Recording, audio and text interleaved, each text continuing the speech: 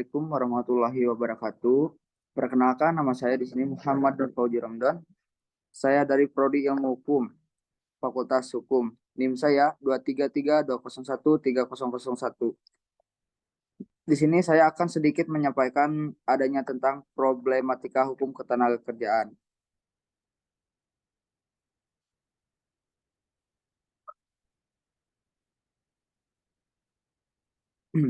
Kawan-kawan semuanya sudah tahu kan sedikit tentang adanya hukum ketenagakerjaan. Saya ingin menyampaikan sedikit pengertiannya. Hukum ketenagakerjaan adalah hukum yang mengatur hak dan kewajiban antara pekerja atau buruh dengan pengusaha yang dapat diklasifikasikan ke dalam pertama, hal-hal yang berkaitan dengan pengarahan dan pendayagunaan tenaga kerja. Dalam hal ini, mengupayakan tenaga kerja agar dapat berhasil guna dan berdaya guna bagi masyarakat. Kedua, hal-hal yang berkaitan dengan hubungan kerja yang timbul akibatnya ada perjanjian kerja yang bersifat birfarid dan hubungan industrial yang menimbulkan hubungan-hubungan segitiga antara pekerja atau buruh, pengusaha, dan pemerintah. Ketiga, hal-hal yang berkaitan dengan kesehatan kerja meliputi perlindungan sosial agar harkat dan martabat pekerja atau buruh dihargai dan junjung tinggi, dan keselamatan kerja yang meliputi perlindungan teknis agar para pekerja atau buruh terhindar dari risiko pekerjaan. Keempat, hal-hal yang berkaitan dengan perlindungan ekonomis yang meliputi jaminan kecelakaan kerja, jaminan hari tua, jaminan kematian, pensiunan, jaminan kehilangan pekerjaan, asuransi sosial, dan perlindungan upah. Kelima, hal-hal yang berkaitan dengan masalah penyelesaian perselisihan hubungan industrial dan pemutusan hubungan kerja yang secara birfarid, konsiliasi, mediasi, arbitrase, pengadilan hukuman industrial, Mahkamah Agung. Dan di sini pun ada kedudukan tentang hukum ketenagakerjaan. Kedudukan hukum ketenagakerjaan dalam tata hukum Indonesia terletak di bidang hukum administrasi atau tata negara, hukum perdata, dan hukum pidana. Hubungan antara pengusaha dan pekerja didasarkan pada hukum private. Hubungan itu didasarkan pada hukum perikatan yang menjadi bagian dari hukum perdata.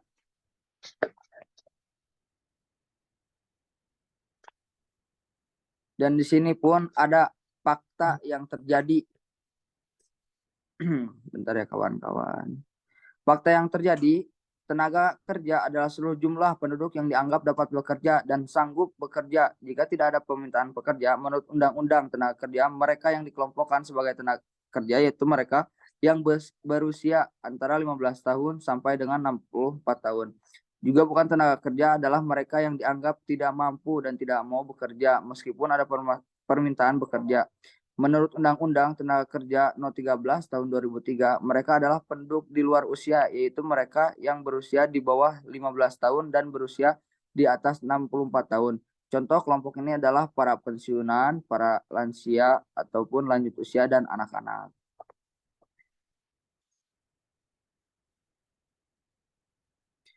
Dan di sini pun ada tentangnya masalah-masalah ketenaga kerjaan, yaitu berupa yang pertama yaitu jumlah angkatan kerja yang tidak seimbang dengan kesempatan kerja. Yang kedua, mutu tenaga kerja yang relatif rendah. Yang ketiga, persebaran tenaga kerja yang tidak merata. Dan yang keempat, pengangguran.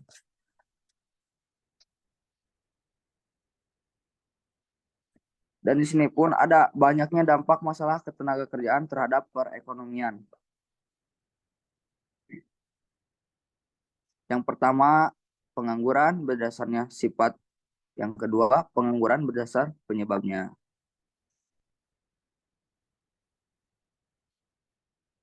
Nah, di sini pun teman-teman adanya solusi perencanaan tenaga kerja. Yang pertama solusinya yaitu satu, perencanaan tenaga kerja makro. Yang kedua, perencanaan tenaga kerja mikro. Dan dilanjut, usaha untuk mengatasi masalah ketenaga kerjaan. Berikut ini adalah beberapa bentuk usaha guna mengatasi masalah ketenaga kerjaan. Kebijakan, pendidikan, melalui pendidikan dan juga latihan diharapkan bisa meningkatkan kemampuan tenaga kerja dengan baik dalam hal keterampilan, pengetahuan, dan juga sikap yang baik. Kebijakan lapangan pekerjaan pemerintah harus membuka lapangan kerja, sebab mungkin misalnya pemerintah membuka lowongan pekerjaan posisi pegawai negeri. Selain itu pemerintah juga bisa mendorong pihak swasta untuk membuka lapangan pekerja sebanyak mungkin. Kebijakan yang satu ini juga sangat penting dilakukan agar pekerja mendapatkan upah tidak terlalu rendah.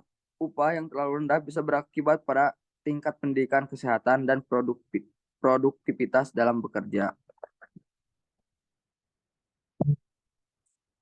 Dan sekian yang saya sampaikan. Sebelumnya, maaf apabila ada perkataan saya yang tidak di diinginkan oleh teman-teman ataupun ada salah perkataan saya, mohon dimaafkan. Wassalamualaikum warahmatullahi wabarakatuh.